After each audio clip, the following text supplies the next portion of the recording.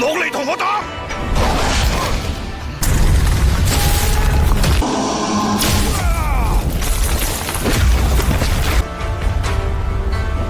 你即管使出全力打佢，你點睇啊？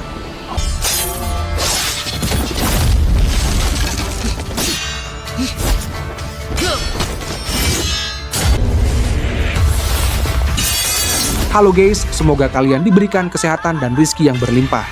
Kembali lagi bersama film-film seru di Erdana Movie. Kali ini admin akan menyuguhkan film seru yang berjudul Invincible Swordsman yang rilis pada awal tahun 2025.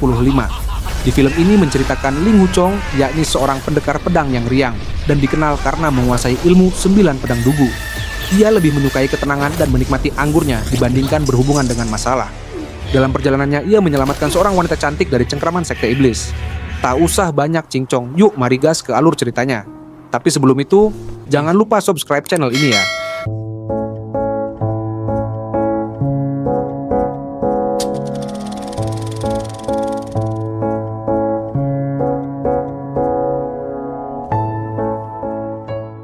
Film ini diawali dengan kisah yang menjelaskan kalau orang-orang di wilayah Jianghu banyak yang takut dengan sekte matahari bulan suci yang diketuai oleh Ren Wuxing yang terkenal jahat dan kejam.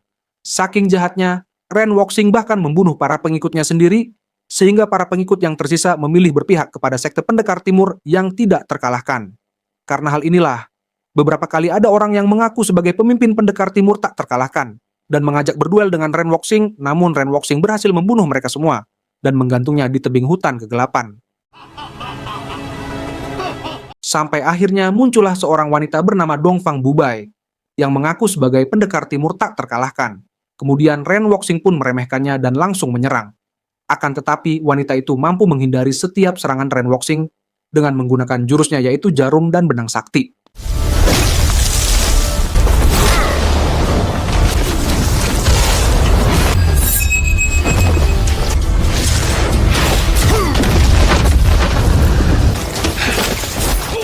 Di saat Ren Wuxing melemparkan kuali api, lalu dengan kemampuannya yang hebat, Dongfang Bubai melemparkan kembali kuali api tersebut ke arah Ren Wuxing. Kemudian disusul dengan jarumnya yang menancap tepat di mata kanan Ren Wuxing.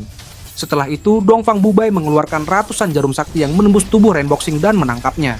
Hingga akhirnya Dongfang Bubai pun memenangkan pertarungan itu dan menjadi pemimpin baru sekte matahari bulan suci.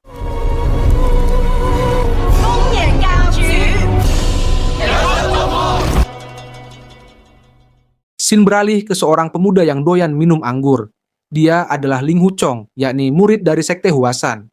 Lalu tak berselang lama muncullah kakek tua yang bernama Feng Qing yang dia adalah mahaguru sekte Huasan yang sudah mengasingkan diri dari dunia persilatan. Mereka pun terlihat akrab dan minum anggur bersama. Ketika keduanya sedang asik mengobrol, tiba-tiba Qing yang merasakan kedatangan orang-orang dari luar sekte Huasan. Dan benar saja, ketika dilihat ternyata mereka adalah Ren Yingying, putri dari Ren Wuxing.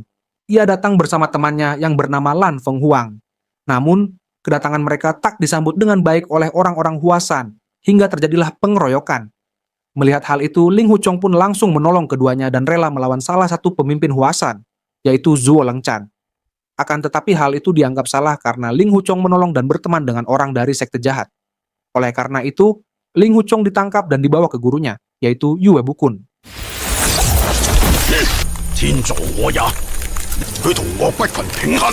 Singkat cerita, Zhuo Lengchan telah membawa Ling Wuchong ke gurunya, yakni Yue Bukun, untuk diadili. Ling Wuchong pun menjelaskan, jika ia hanya berteman dengan Ren Yingying, karena keduanya sama-sama menyukai musik, dan tidak ada sangkut pautnya dengan urusan kitab ilmu sekte jahat. Jadi, untuk kali ini, Yue Bukun memaafkan Ling Wuchong. Tetapi ia tetap mengingatkan Ling Wuchong agar tidak berteman lagi dengan Ren Yingying dan siap menyerang jika melihat orang dari sekte jahat lagi. Namun, Ling Wuchong yang keras kepala menolak untuk melakukan hal itu. Teman-teman Ling Hu termasuk putri dari Yue Bukun, yaitu Yue Lingshan, lalu mencoba membela Ling Wuchong dan memohon ke ayahnya agar memberikan keringanan kepada Ling Wuchong. Sontak saja, hal ini membuat Zhuo Lengchan semakin marah, hingga anak buahnya segera menodongkan pedangnya. Lalu tak berselang lama, angin kencang datang dan mengendalikan pedang-pedang mereka. Dan ternyata itu adalah ulah dari Feng Qingyang yang memiliki jurus pedang legendaris. Qingyang pun mengizinkan Yue Bukun untuk menghukum Ling Wuchong sesuai dengan peraturan Huasan, yaitu meninggalkan perguruan Huasan. Tak hanya itu saja, Ling Huchong juga memusnahkan tenaga dalamnya sendiri yang sudah ia latih selama 10 tahun. 從此同華山起。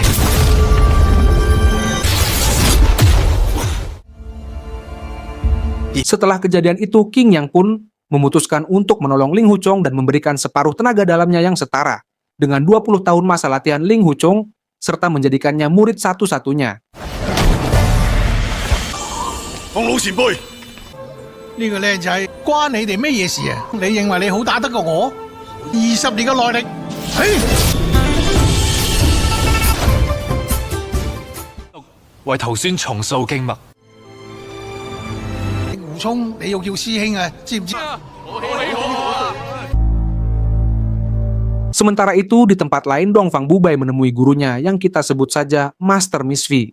Pria dengan jambul tinggi itu mau melakukan apapun demi mempelajari ilmu bunga matahari, termasuk rela melakukan kebiri. Namun upayanya itu belum cukup untuk menguasai sampai tingkat 9. Selain itu, Master Misfi ini memiliki 12 murid, dan 11 murid pria ini juga mencoba untuk menguasai ilmu bunga matahari, tetapi mereka hanya bisa mencapai tingkat 4 dan 5 saja. Sampai akhirnya Master Misfi sadar kalau murid yang mampu mempelajari sampai tingkat tertinggi adalah murid wanita satu-satunya yang tak lain adalah Dongfang Bubai. Oleh karena itu, Master Misfi ingin Bubai menguasai seluruh wilayah Jianghu. 呢個嚟。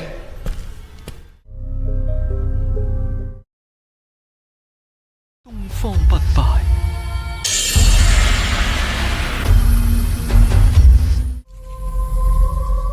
東方不敗。 Scene beralih lagi ke Ling Hu yang kini tinggal bersama Feng Qingyang di puncak Gunung Tebing Penebusan. Di situ, Qingyang mengajari Ling Hu ilmu pedang 9 dugu. Namun selama pelatihan Ling Hu hanya menguasai 8 jurus pedang saja, karena jurus ke-9 hanya bisa dikuasai jika orang itu memahami dirinya sendiri, karena setiap orang berbeda cara mempelajarinya, karena setiap orang memiliki karakter yang berbeda-beda.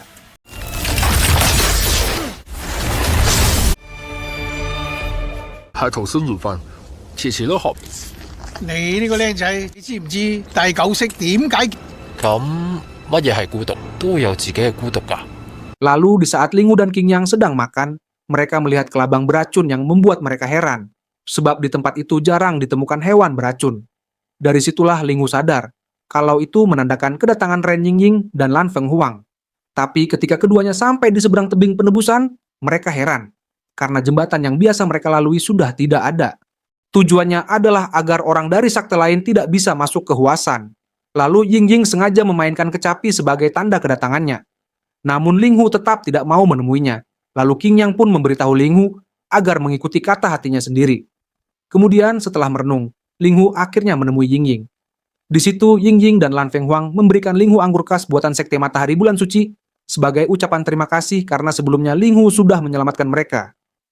Tidak hanya itu saja, Yingying juga bercerita kalau seorang pendekar timur tak terkalahkan sudah mengambil alih kultus Matahari Bulan Suci serta menangkap ayah Yingying, dan sudah dipastikan tindakan pendekar itu akan menimbulkan pertumpahan darah. Oleh karena itu, Yingying ingin meminta tolong agar Ling Hu menyelamatkan ayahnya. Awalnya Ling Hu menolak, karena ia sudah tak mau berurusan lagi dengan sekte jahat dan memilih hidup tenang. Namun Feng Huang juga memberitahu kalau 3 tokoh sekte dari Matahari Bulan Suci yang kini bergabung dengan pendekar timur tak terkalahkan sedang berkumpul di tebing hutan kegelapan dan menghadang Yue Lingsan bersama murid Huasan lainnya yang sedang lewat. Mendengar hal itu, Qingyang pun muncul dan memberi Ling Hu pedang patah miliknya. Dengan begitu, Qingyang ingin Ling Hu pergi menyelamatkan mereka dan mencari jalan hidupnya sendiri. Hingga akhirnya Ling Hu, Yingying, dan Feng Huang pun pergi ke tebing hutan kegelapan.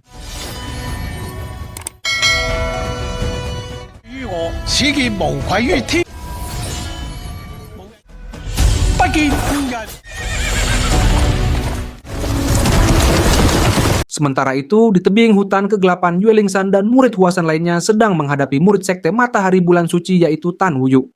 Tanpa menunggu lama, Tan Wuyu pun segera melakukan serangan ke para murid Huasan. Namun sampai akhirnya muncullah Ling Hu yang mampu menghajar Tan Wuyu hingga terpental. Kemudian Ling Hu menyuruh Yue Lingsan dan yang lain untuk mundur dan segera pergi meninggalkan tempat itu. Sementara itu Ling Hu, Yingying, dan Feng Huang akan melawan ketiganya. 小師妹，呢個渣男都係。原來你去咗揾救兵，我就捉晒你哋幾個。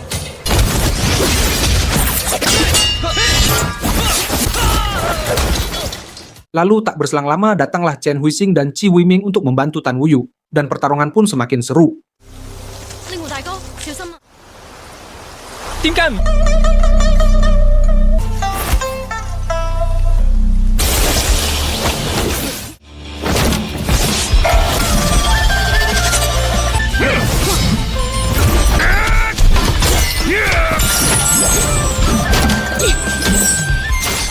Dengan keahlian pedangnya, Linghu pun mampu memotong tangan Tan Wuyu, dan Feng Huang juga menusuk jantung Qi Weiming. Tapi tanpa disangka, mereka seperti punya ajian rawa rontek dan tak bisa mati. Ternyata Dongfang Bubai membuat pil kekuatan dari otak tiga mayat untuk menyempurnakan jurus kitab bunga matahari. Dongfang Bubai juga menyuruh pengikutnya untuk meminum pil tersebut sehingga membuat mereka sulit untuk dikalahkan.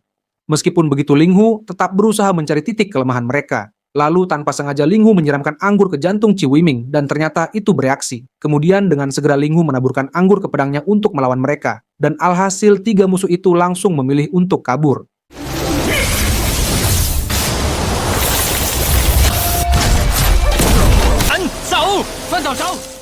Setelah itu Linghu segera mengikuti tiga musuh tadi yang kemudian diikuti oleh Ying Ying. Lalu di atas air terjun terlihat Tan Wuyu bertemu dengan Dongfang Bubai. Lalu tak berselang lama Linghu juga muncul dan mencoba melindungi Bubai dari Tan Wuyu. Dengan polosnya Linghu tidak mengetahui jika Dongfang Bubai ini adalah pendekar timur tak terkalahkan. Namun Bubai juga tetap berpura-pura polos dan memberikan isyarat kepada Tan Wuyu agar menyerangnya. Lalu saat serangan itu menuju ke arah Bubai, dengan sengaja dia menjatuhkan diri ke sungai yang kemudian ditolong oleh Linghu.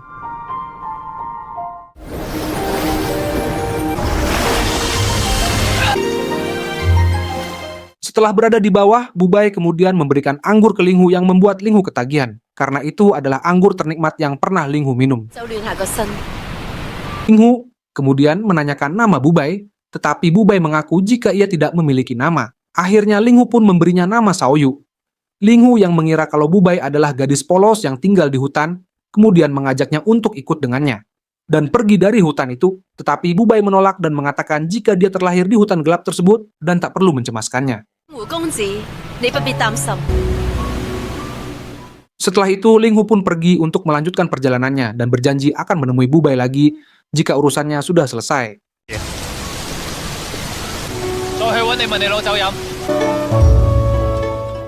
Scene beralih, Feng Huang yang sedang mencari keberadaan Yue Lingshan dan yang lainnya tiba-tiba diserang oleh orang misterius.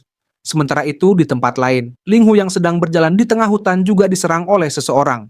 Dan ketika Linghu berhasil menjatuhkannya, ternyata orang itu adalah guru Yue Bukun. Lalu Linghu pun segera membawa guru Yue Bukun untuk diobati. Di malam harinya, Linghu dan Bukun beristirahat di bawah batu besar. Linghu kemudian menceritakan kronologi bagaimana ia bisa ada di hutan ini. Bukun pun mengungkapkan jika Yue Lingshan serta yang lain tertangkap oleh kultus pendekar timur tak terkalahkan dan dibawa ke tebing hutan kegelapan. Lalu dengan segera mereka pergi ke sana untuk menolong Yue Lingshan serta yang lainnya. Bukun lalu membawa Linghu ke bawah tebing dan berencana naik ke atas tebing.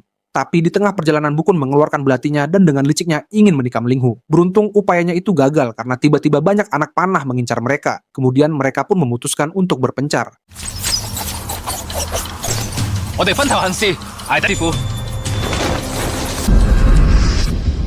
Singkat cerita, Bukun ternyata berkhianat dan beralih menjadi pengikut pendekar timur tak terkalahkan untuk mendapatkan kitab bunga matahari. Bukun juga meminum pil otak tiga mayat yang membuat dirinya semakin kuat.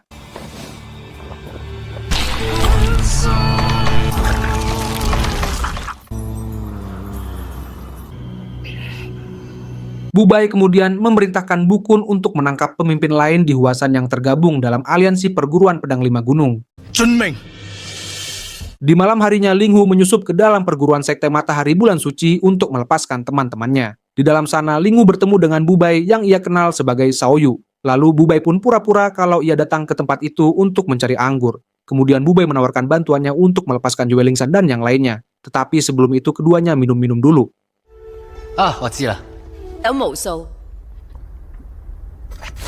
Bubai lalu menanyakan ke Linghu, kenapa ia tidak mencoba menguasai Jianghu seperti para pemimpin yang lain. Namun Linghu berkata jika ia tak tertarik dengan ketenaran serta kekuasaan. Karena itu akan menimbulkan banyak dendam sekaligus masalah. Linghu lalu mengajak Bubai agar ikut bersamanya dan melihat dunia luar setelah mereka membebaskan teman-teman Linghu.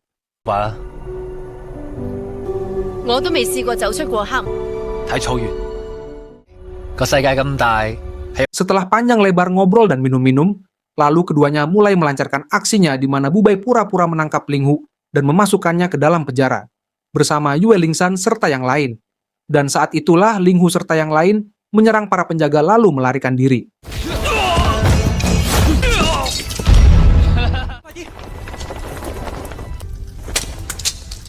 Saat mereka akan pergi, Ling Hu tiba-tiba diserang oleh seseorang misterius yang ternyata adalah Xiang Wentian bersama Ying Yin yang datang untuk membebaskan Ren Wuxing. Ling Hu pun meminta Xiang Wentian untuk membawa Yue Lingsan dan yang lain untuk pergi dari tempat itu. Sedangkan Ling Hu dan Ying Yin akan membebaskan Ren Wuxing. Sesampainya di sana, mereka kesulitan karena Ren Wuxing terkunci di dalam. Dan akhirnya Ling Hu lagi-lagi menipu para penjaga agar membuka ruangan tersebut. Setelah para penjaga berdatangan, Ling Hu langsung menjatuhkan mereka semua hanya dengan satu serangan saja. Oh, hai Lea ye.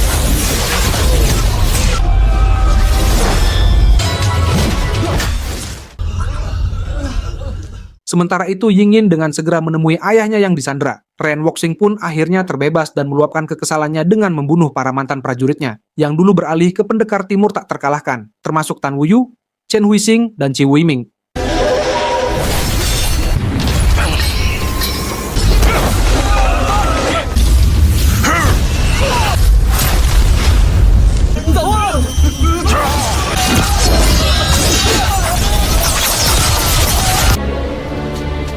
飲狗哋已經投降，何苦要殺佢哋啊？為咗生存，冇得唔聽東方。冇唔得，就係叛徒。 Singkat cerita, Ren Wuxing menjamu Ling Hu agar bergabung dengannya untuk mengalahkan pemimpin pendekar timur. Namun Ling Hu tak tertarik untuk bergabung dan memilih untuk kembali ke sekte Huasan. Akhirnya Ling Hu pun pergi untuk menemui Yue Lingsan dan murid lainnya. 相為謀，告辭。老唔怕，當有自存之道，言盡於此。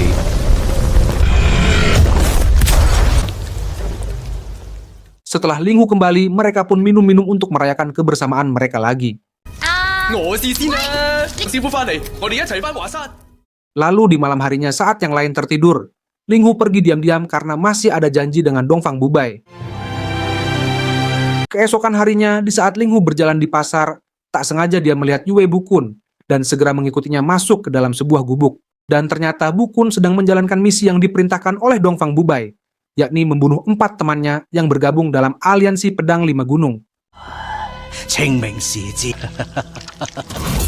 Melihat hal ini, Ling Hu pun terkejut dan kecewa dengan Bukun yang rela melakukan hal keji demi kitab bunga matahari. Bukun lalu mengungkapkan penyesalannya karena ia tak punya pilihan lain untuk mendapatkan kekuatan besar. Dan ketika Ling Hu lengah, Bukun segera mengambil kesempatan itu untuk menikam jantung Ling Hu hingga tak sadarkan diri, tapi di waktu yang sama Bubai muncul dan dengan cepat memenggal kepala Bukun.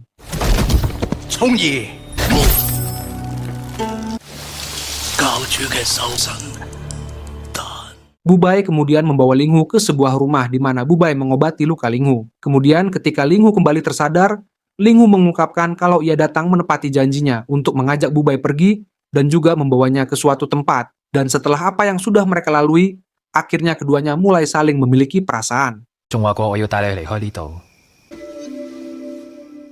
Di pagi harinya Bubai mendapati kalau wajahnya tiba-tiba korengan. Jadi ia pun memutuskan untuk pergi diam-diam meninggalkan Ling Hu.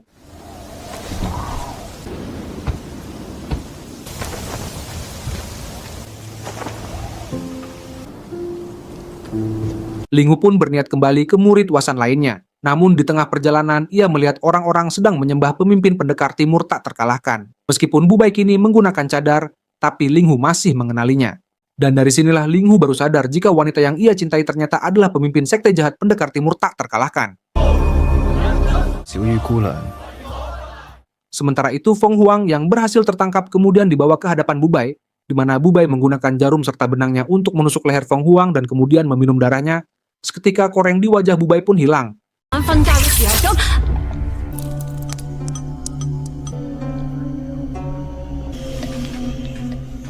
Setelah itu, Bubai menemui Ling Hu di saat Ling Hu sudah mengetahui semuanya. Tentu saja Ling Hu kecewa dan marah dengan sandiwara Bubai yang tak jujur dari awal, dan kemudian pergi begitu saja.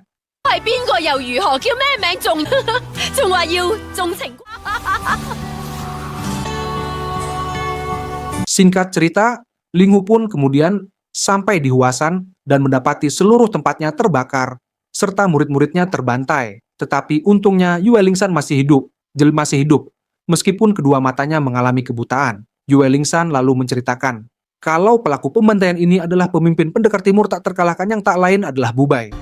我哋講得冇錯，你係邊個做㗎？係你殺晒華山所有人。令狐沖，師兄啊！ Karena kejadian itulah Ling Hu semakin membenci Bubai dan memutuskan bergabung dengan Ren Woxing untuk mengalahkan Bubai. Tak menunggu lama Ren Woxing, Ying Yin, Xiang dan juga Ling Hu langsung pergi ke tebing hutan kegelapan dengan membawa pasukan. 教主， 頂！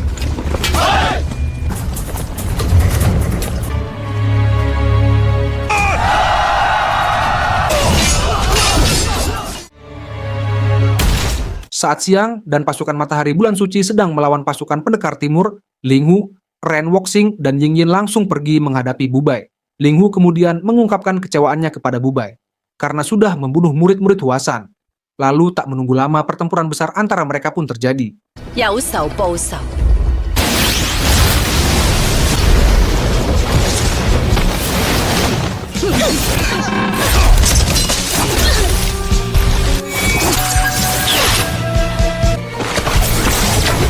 你隻妖怪，落嚟同我打！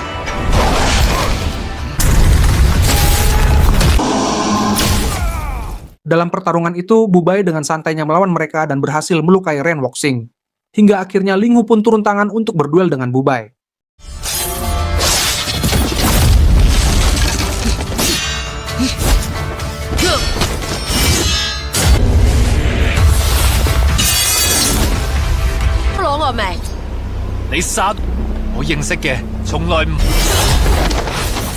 Seketika Ling Hu ingat ucapan Master King Yang tentang rahasia jurus pedang ke-9 hingga membuatnya bangkit lagi. 假如今後再見到魔教宗，使咩同佢哋婆婆媽？ Akhirnya Ling Hu berhasil menikam jantung Bubai dengan jurus pedang dugu yang ke-9. Tapi anehnya Ling Hu tidak merasakan adanya jantung di dada Bubai. 你嘅心呢？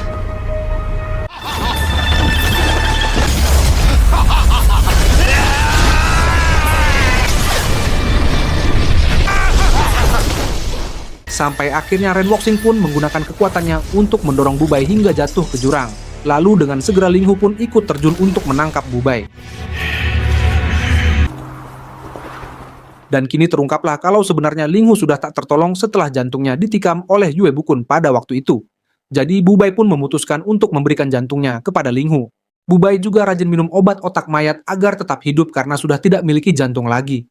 Hal ini membuktikan jika perasaan Bubai ke Ling Hu benar-benar tulus.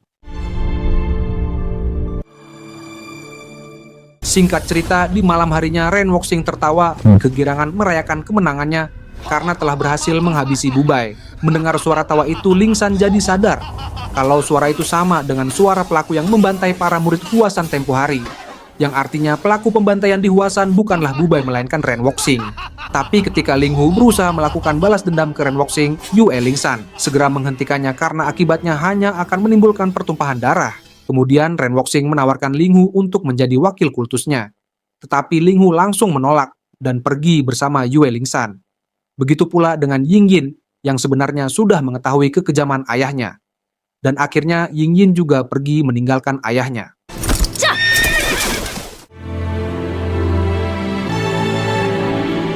Di akhir film ini ditutup dengan rasa penyesalan Ling Hu yang mendalam atas kematian Dongfang Bubai atau Xiaoyu.